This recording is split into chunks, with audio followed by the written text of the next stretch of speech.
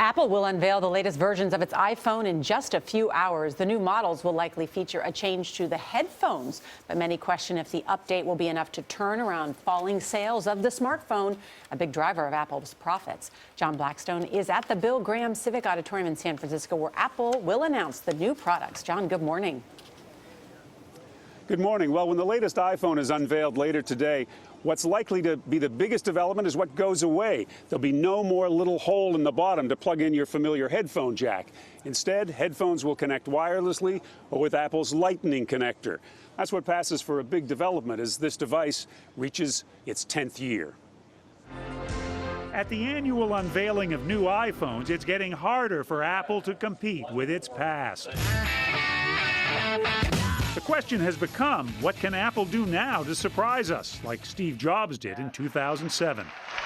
And we are calling it iPhone. In the years that followed, there would be more, like Siri in 2011. Can you help me with Italian restaurants?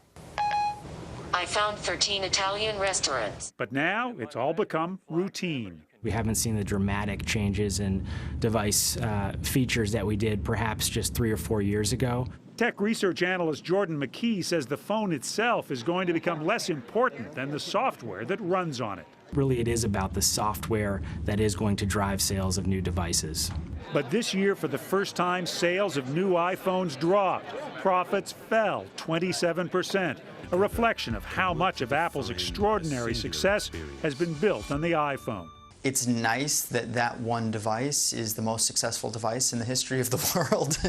Analyst Andy Hargreaves will be watching how many people upgrade their iPhones next year. I think the big threat to Apple is the potential that people hold their phones longer, which we think is happening to a certain extent, and that they start to look at the cheaper iPhones and say, well, that's good enough. As iPhone sales look less certain, Neil Tickton, editor-in-chief of MacTech Conference, sees Apple increasingly looking to make money from services like iCloud, Apple Pay, iTunes, and the App Store. When it's these services that are out there that are every month and are just little slivers of money that have good value for people, that's a great revenue stream for Apple, and it'll just keep getting bigger and bigger and bigger over time. We're also expecting the first upgrade of the Apple Watch today, the addition of a GPS chip. Gail? All right, thank you, John. What do you think, Gail? You ready to have the wireless earphones? Yeah, I guess. I guess. I'm just trying to navigate it, Nora. I still got a BlackBerry.